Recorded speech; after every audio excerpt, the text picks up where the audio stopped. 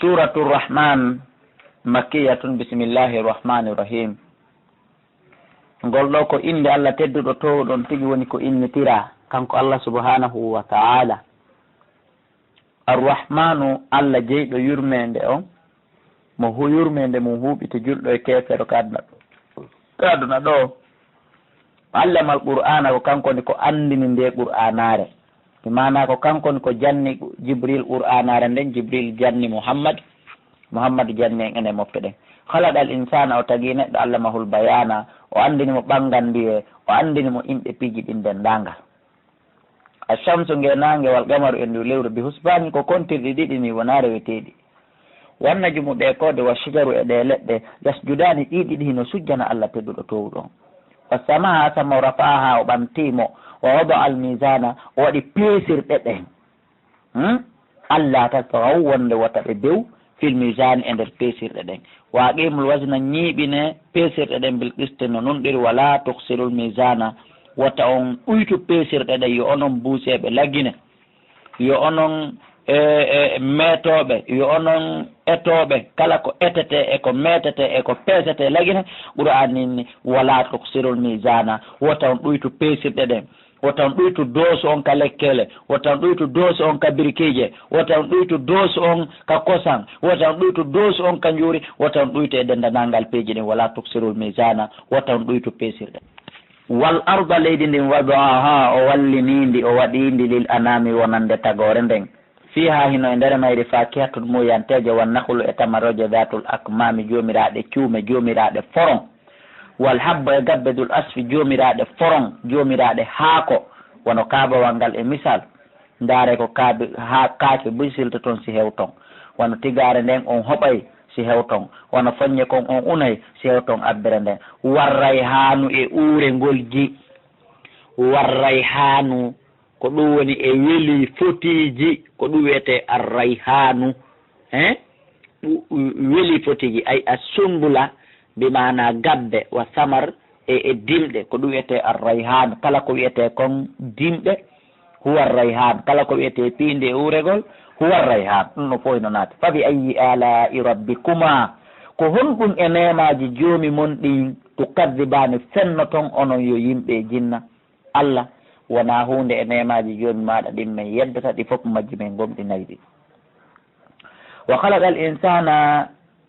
o tagi oɗo neɗɗanke min salsalin immorde señƴeygal, loopal señƴeygal kal fakhari wawngal wa fayande yurungal señƴeygal keng. Wa khalaqa al janna o tagi jinnaji ɗin min maarijin immorde e mboyowe. Ma huwa maarij, ko woni mboyowe ko yiite nge mara curki, mi mana mbollan yiite, ko ɗum woni min marjin, ko ɗo woni ko tagi jinnaji ɗin min naarin immorde yiite.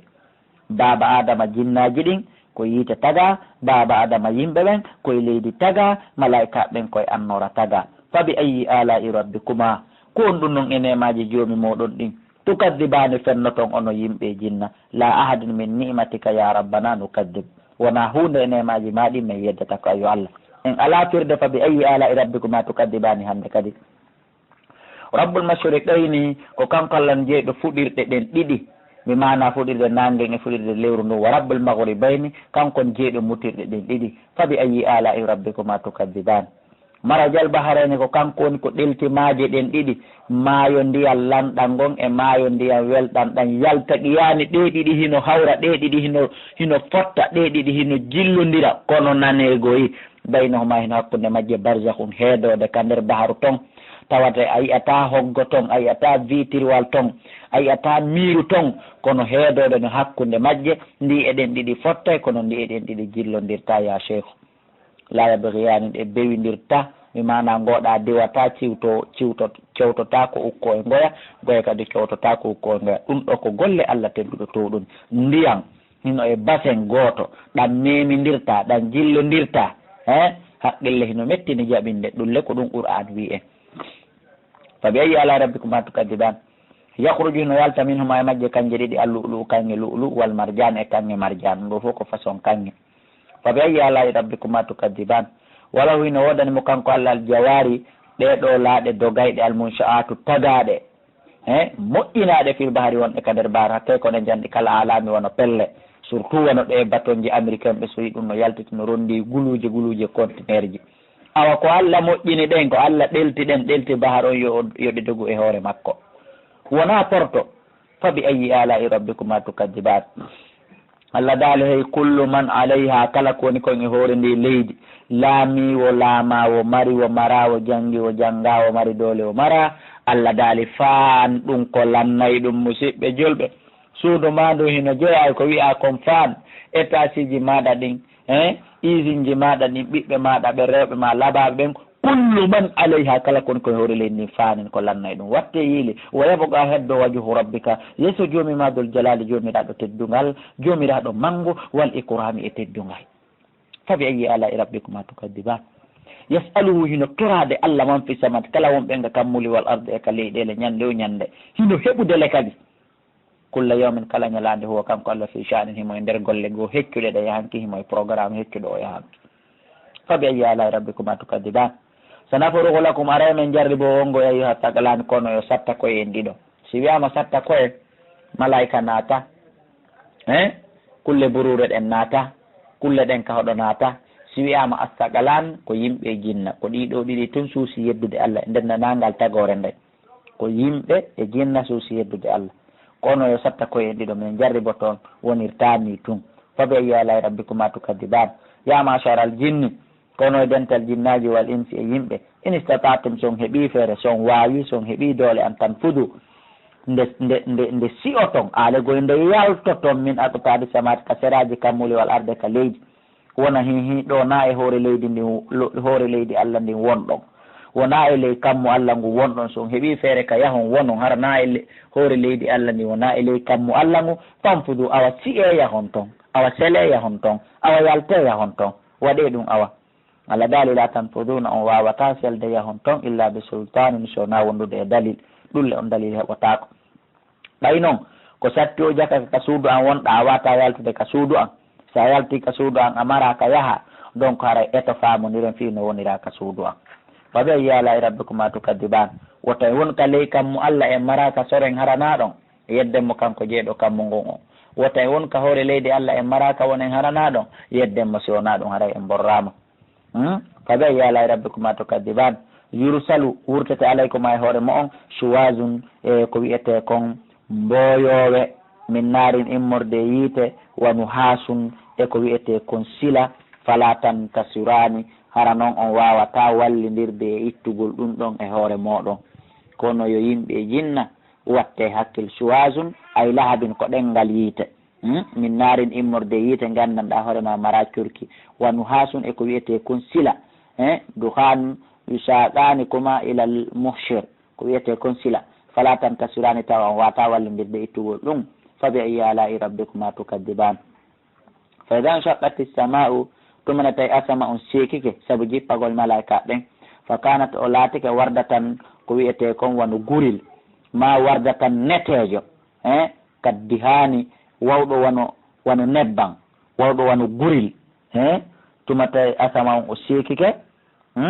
ko ɗum woni fa kanat o laatike wardatan guril kaddi hani wawɗo wano nebban hara couleur on ko non woniri hino woni zone bi ma'ana fabi ayi ala'i rabbikuma tukadiban fa yawma idin ñande ɗum waɗi la yusalu landatake an dambihi gawi bakkatu muɗum on insun neɗɗo wala janun wona jinnabi goto landitatake bakkatu mum ko fanda landitatake bakkatu mum kay goto e mabɓe innatake ko honɗum waɗanɗa hunde kaari mi mana andi ko tuma felaɗa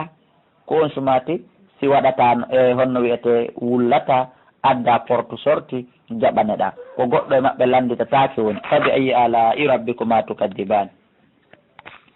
yuraful mujrimuna bandiɓe ɓen ɓe anditirte bi simam saabu mandeji maɓɓe ɗin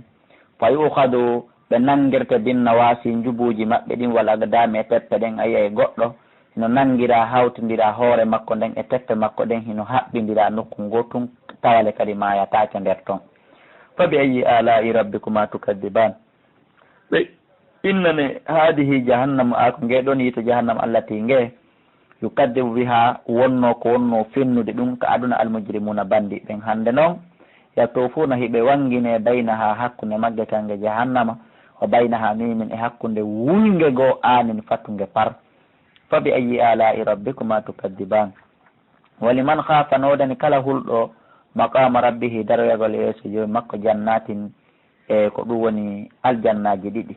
fa bi ayyi ala'i rabbikuma tukadiban ɗin aljannaji ɗiɗi dawata afnanin ko jomiraɗi calɗi ɗiɗi fa bi ayyi ala'i rabbikuma tukadiban fihima hino e nder majji aynani ko ɗum woni canɗi ɗiɗi tajriyani ilayɗi ɗiɗi fa bi ayyi ala'i rabbikuma tukadiban fihima hino e nder majji min kulli fakihatin immorde e kala muyanteje ɗen zawjani noneji ɗiɗi ɗiɗi ɗum hino e nder majji fa bi ayyi ala'i rabbikuma tukadiban muttakina koɓe soɓɓindiɓe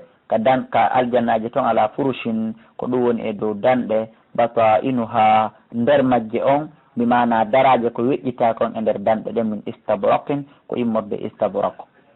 ɗum ko façon daraje noon ɓe tawata ala kaduna ga wa jan aljanna tawni dimɗe aljanna on danin hino ɓatti sa falama mangore nden a falama lemune a falama fuñe kala ko falaɗa e ñamiteji aljanna ɗi faalegol ma liƴanto hoore mum ara ha tawama danin a pooɗotako a ƴeŋotako a ugginotako a turotako a ɓantotako danin hino ɓattima fa bi ayyi ala'i rabbikuma tukadiban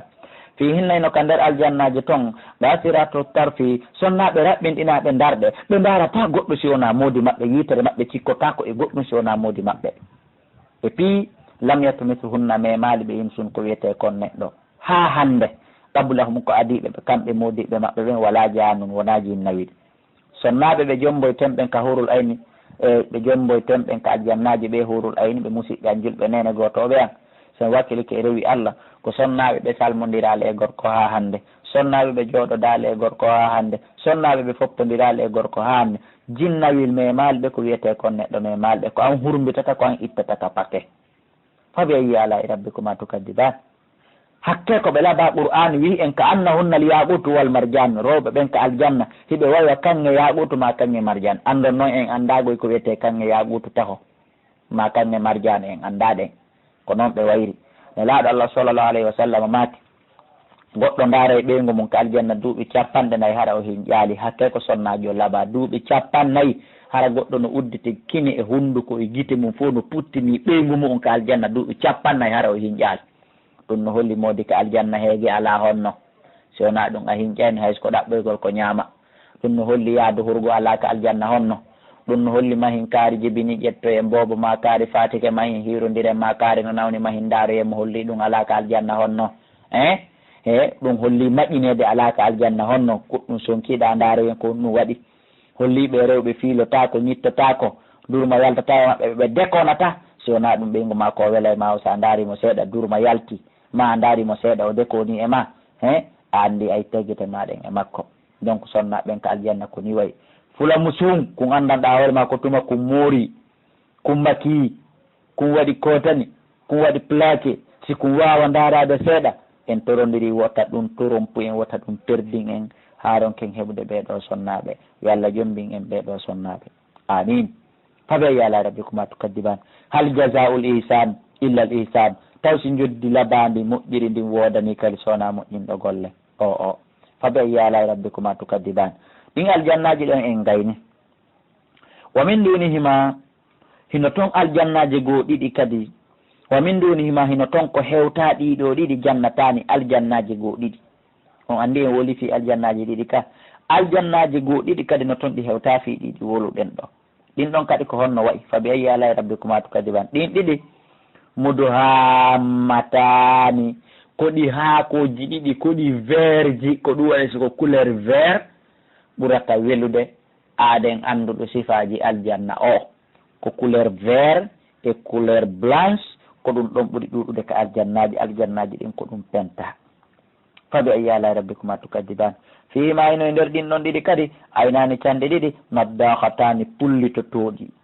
ɗin ɗon ɗi pullitoto andi ɗi aljannaji to ɗiɗi nanen ko cande ɗi tajriyani ilayɗi ɗo ko naddahatani pullitotoɗi fa bi ayyi ala'i rabbikuma tukadiban fima ino e nder majji fakihatun muyanteje wa nahlun e tamaro wa rummanun e raisin ko kala ko siɓete yare woni raisin fa bi ayyi ala'i rabbikuma tukadiban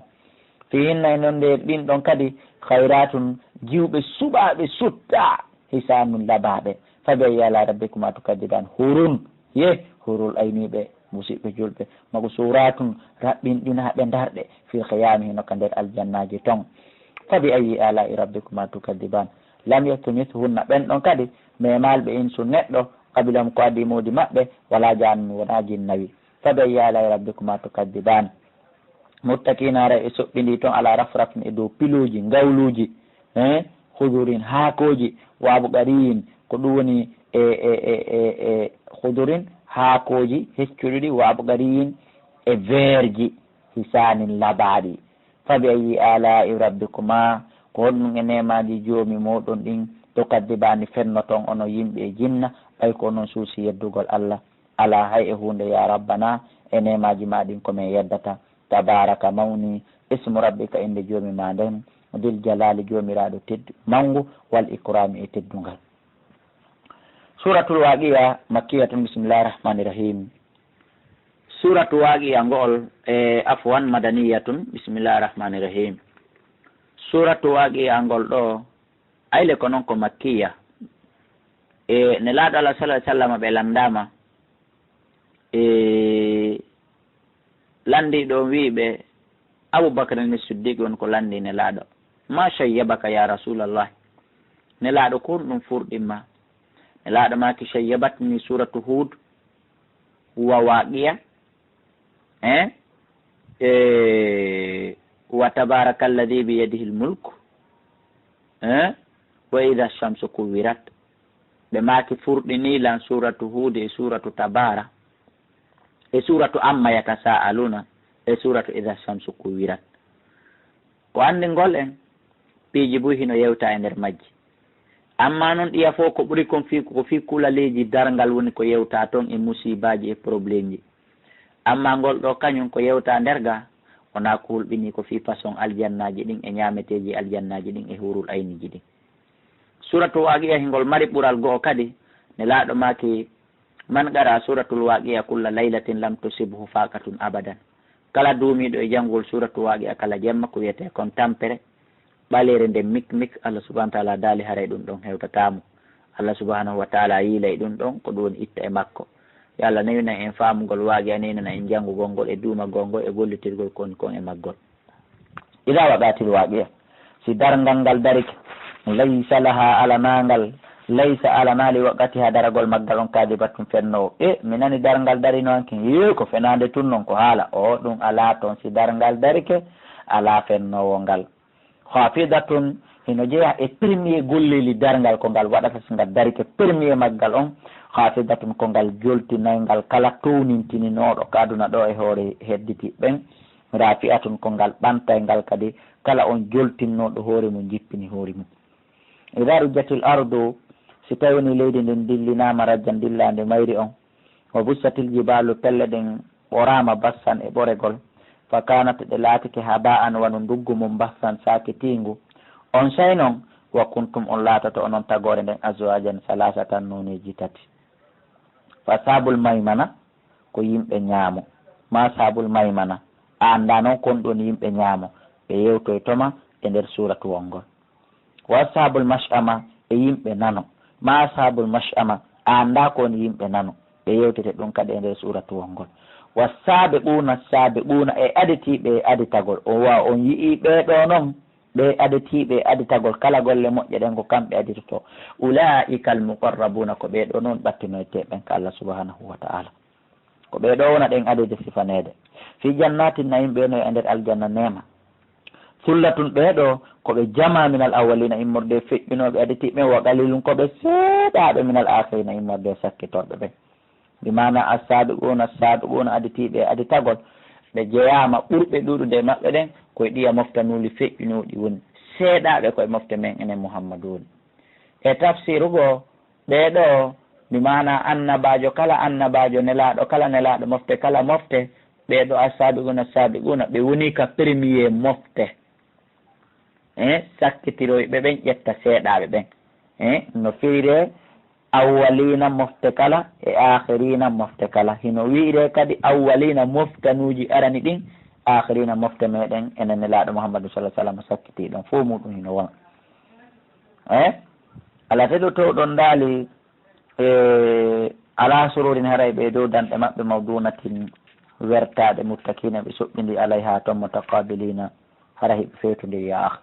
yatufu ina wango alaymi dow maɓɓe wildami sukaɓe mukhalladuna luttinteɓe suka yagal ɓe ko waɓini wondude tasiji wa abariga e ñedduɗe wa kasin e ñedduɗe abariga ko ñedduɗe ɓe mara jogorgol wa kasin ko ñedduɗe e marɗe jogorgol min mayinen immorde e beere no wona kadi abariga ko ñedduɗe kono ɗon ko ndiya woni nder ton ma kosam ma juuri wa kasin ko ñedduɗe kono ɗon ko beere woni nder ton min mayinen immorde e ilayde nden beere ɗon noon laawi sadda una ɓe sakketake anha e yargol nde ɓe lettetake koɓe yarata nde kon hoore musataɓe koɓe yarata nde kon deril maɓɓe jooɗotako e koɓe yarata nde kon wala yunzifuna ɓe wonali kadi nanguitirteɓe bakkatu e koɓe yarata nde kon wa fakiyatin e muyanteje ko raɓɓiri kon mimma yatahayyaruna kala ko ɓe suɓeteɓe faalete kon wala mi tawrin e tew colli andi ɗum no jeeya ko ɓuuri welde mimma yastahuna immorde koɓe lokkete wa hurun e hurul ayin ɓe inun tulɓuɗi ɓe guite janɗe guiteɓe kam sali lu'lu il maknun hara hiɓe waywa woofone wa kange lu'lu maraɓe sooma fi wata tun hakke koɓe laɓa jasan ɗum ɗo ko joddi bima kanu saabu koɓe laati ko yamaluna ɓe golla si ɓe naati ka aljanna ton lasmauna ɓe nanata fi ha nder ton lahwan bewre wo baafal piitama ɗa finkari fellama ɗa bobohum fettiɗa téléwil yaniɗa ɗum nanatake ton wala tasiman wona bakkatu illa qilan sona konngol salaman salaman jam e kisiye ɓurtu ɓurtu ko ɓeɗo ni assabiqun assabiqun yallah waɗen jiyaɓe ɓen hiɗen arande ashabul maymana wa ashabul yamini e yimɓe ñaamo ɓe ma ashabul yamini anda koni yimɓe ñaamo meɗen yetadema ɓeɗo kadi ɓe wonoyay fi sidirin e nder leggal ma ɗum wiyen ɓe wonoyay e ley leggal mahdudin heccuɗugal wa talhin e dimɗe mamdudin cinkodirɗe wa jullin e ɗowɗe mamdudin fontiɗe yahe are hane laaɗo Allah hino maki hadisi selluɗo waɗɗotoɗo poccu hino doga e ley koyɗe ɗowdi leggal duuɓi temeɗɗe joyi hara hani o gaynali taƴitude ley ɗowdi leggal gotal ngal wama in e ndiyan maskubin ko ɗum woni laaɓuɗan wa fakihatin e muyanteje kasiratin ɗuɗuɗe laamago to'atin ko ɗum woni ɓe taƴidirantake ñameteji ɗin wala mamnuatin ɓe haɗetake e ñameteji ɗin no furushin e danɗe marfuatin towɗe ay e goɗɗo no tiggitora goɗɗo e himo waali e danki makko wono tiggitorto ɗen avion hino feƴƴa ma no tiggitorto ɗen ɗe duule ma wono tiggitorto ɗen nga allelewal ko noon goɗɗo tiggitorta goɗɗo e mapato joni ko honno ƴawratama ko honno jipporta so faalama jippade danki kin wara e fee ha ka leydi o jippo so faalama ƴawde ki ara e fee ha ka leydi o ƴawa inna menen e Allah daali anshana hunna he min tagiɗen danɗe inchaan hattirde e taggol ɗen danɗe moƴƴina o jalna hunna maɗum inna menen anshana hunna min tagiɓe rewɓe horul ayin ɓe wonɓe ka nder aljanna ton inchaan hattirde e tagigol o jalna hunna min waɗi ɓe abukarani jiwɓe uruban goreɓe atoraban daro en ɗiɓe eɗen andi ko ɗum ɗon ɓurata ɓe werde les sabil yamin ɗum ɗo woɗani yimɓe ñaamo ɓeɗo sullatun koɓe jama ɗuɗuɗo minal awwalina immorde aditiɓe feƴƴuno ɓen wa sullatun koɓe jama ɗuɗuɗo minal akhirina immorde sakkitiɓe arde ɓen wandi nanen ɗa sabiquna Allah yewti inni ɗon ko kasirun minal awwalina wa qalilun minal akhirina sahaba ɓen wulluno maapiɓe suni moƴƴa amma awwalina on Allah wi ɗo ko kasirun minal akhirina wa kathirun minal awwalina ko sullatu minal awwalina wa sullatu minal akhirin wa ashabu shimal meɗen yettudema e fiɓe yimɓe nano ma ashabu shimali anda kono yimɓe nano ɓen ɗon kadi fi samumin ɓe wonoya e nder mboyowe wa hamimin e wurunge wa jullin e ɗowɗe min yaha mumin kono ko immorde e fatuɗe labarijin wona ɓuɓol woni ɗen ɗowɗe ɗon wala karimin wona teddungal woni e ɗen ɗowɗe ɗon a wiyede ya tolima ka nangue no ɓuuri moƴƴude a wiyede a tolima e nder e ley ɗen ɗowɗe ɗon saabu ko yiite innam no kamɓe kanuɓe laatino ko gabla dalika ko adingal ñallal mutarafina ko ɓe neminaɓe jawle aduna e laamu aduna weeli foti aduna wa kanuɓe laati sirruna hiɓe deppitoto noon alal himtil azim e dow huwugol ɗiɗo bakkatuji ɓurɗi mawnude ɓe tubataɓe wiwa e majji ɓe ninsata wa kanuɓe laati yaquluna hiɓe inna a wida mitna yosi men maayi wa kunna men laati ko turaban ɗumbolayde wa usaman e ƴiye aynano menen lamabusuna komin immintinteɓe awa aba'una al awwaluna awa babiraɓe amen aditiɓɓen fulo yo immito o wi innal awwalina anduno aran ɓe o wal akhirina sakkitorɓe o lamajmuuna wallahi koɓe moɓidirteɓe ila miqati yawmin ma'lumin faade ñalande waqqintinande andade summa innakum refti onon ayyuha dalluna kono e majjuɓe almukaddibuna fennuɓe ɗakeluna wallahi on ñaama min sojari immorde leggal min zaqqum wiyetengal zaqqum ngal ko fuɗungal ka nder yiite jahannama famali una hebbino min ha e maggal albutuna deedi min saabu ñamugol ha haara ko so tawi ni koko weluma so tawina ko weluma ko moɗɗugol haare en ɗum heewa fa sharibuna ɓe yaray alayhi e maggal min alhamimi immorde wulɗan ɓe mana so ɓe ñaami ɓiɓɓe leggal ngal ha ɓe ɗeɗɗike ɓeddane ndiyam fattuɗan fa sharibuna ɓe yaray surbal himi wono mbabba yarirta ma wono ngeloba nawno mba yarirta ko ɗum yaray kañum ha ɗum ɗitata hada nuzuluhum ko ɗum ɗon werde maɓɓe nde yawma din ñalande joddi kuuɗe nano ko minen halaganakum woni ko tagi on walawla to saddiguna hanno gongi nun ɗum ko wonde ko minen tagi on a faraytum on yaalima tumnuna o ndiyam mani ko on ɗum hibbude o manni ndiyam mani ko on ɗum rufude o ndiyam mani ko on ɗon accutude ko wawɗon ko yaltingol ɗan ndiyam maniyu so yaltiniɗa han tum takulo gunaw ko no woni ɗan tagude waɗon ɗan boobo waɗon ka nder deedi ɓeyguli muɗon ɗi amna hanul haliguna ka ko minen woni tagude nano ko minen qaddarna eɓɓi baynakum hakkude moɗon almawta nde e mayde min hoddiri ha goto kala e mon ko duuɓi jelu wurata faman han min wonali ɓe masbuqina aditateɓe e wargol mo ala aditatoɗo men e wargol mo ko neɓi min waral goɗɗo ala waromo ala aditatoɗo men ala anno baddila e dow nde min wattittata am salakum yeruɓe moɗon wonon chi'akum min taga on fima ala ta'lamuna nokku kan anda wala gaɗa limtum gom ɗihi ɗon andi anna su'atal ula tagu arano gom falawla tadakkaruna ko haɗi wajita ɗon afara'aytum yewtelamma tarisuna ko wonɗo remude kadi ene a antum e ko noon tasra'unahu woni remude ɗum fuɗina ɗum sawtina ɗum moƴƴina ɗum amna hanu ja'una ka ko mene woni remude ko wawɗa ko ƴettugol foññe comme ma maaro comme ma tigaje ɗe ya sanka ka ngesa marema ombi taw cita ara taw ɗen gabbe ɗe remuɗa ma ɗe tutuɗa wona no walori wo fuɗirta ɓaawo a sanki ɗum a ombiti a hocciti a haɓani d' abord Allah yamira e malaika yo ar waylita foññe kon fof e gabbe maaro ɗen fof e gabbe mbahe ɗen fof kilasa no duwa fuɗirde noon si tawi ɗum accama eno sankirɗa ɗon ombutuɗa ɗon tun huccutuɗa haɓanɗa si accama ɗon fo muɗum koko sumata kala dere nde walorali no duwa walorde noon haray nden ɗon nde fuɗata Allah yamira malaika ara waylita ɗum ɗon fof fewtina kundu kon kunka kammo ta wawa fuɗinde moodi yette Allah moodi huule Allah moodi andane Allah lawna shaw si meɗen falnoɗo jalnama e waɗa ɗum hutaman munciti ɗum kare muɗon ombutuɗon ɗon ɗon keyitede aduna ta ko onon ombiti alamo lando ɗon fasaltum won toon tafakkaw nayi ɗum wullito hara ɗum wiya inna mene la muhramuna komin tampinaɓe komin gollinaɓe min hettali tono balsko nanu menen maharumuna min ɗawama yangi amen kin min ɗawama joddi golle amen ɗen awa huule Allah a faraytum e on yiyali alma ɗan ndiyan alladi kadi ɗan tashrabuna ɗan wonɗon yarde musidɓe julɓe antum anzaltumu ko onon jippiniɗan minal musini ittiɗan ka duule ko onnon saƴiniɗan amna hanu munsiluna ka ko menen jippiniɗan ka ko menen saƴiniɗan pelletiɗen andi ko Allah no saƴinde ndiyam ɗan lawno shaw si meɗen yiɗuno ja'alnahu min waɗay ɗan ndiyan ujajan haɗuɗan takwa won ndiyam baha ɗon ka min waɗali ɗum min waɗiɗan welɗan e onon falawla tashkuruna ko haɗi noon yetton nemaji anɗi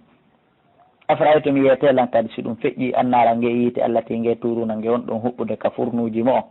nge won ɗon huɓɓinde ka torsuji mo o nge won ɗon huɓɓinde ka ampule ji mo o courant e yiite ngen foti ko kembu foti ko karasine foti ko batterie foti ko courant foppu ko nge yiite wote fanda ene a antum an sha'atum shajarataha ko noon fuɗini leɗɗe magge on leɗɗe moƴƴinaɗe ɗen ɗen kembuje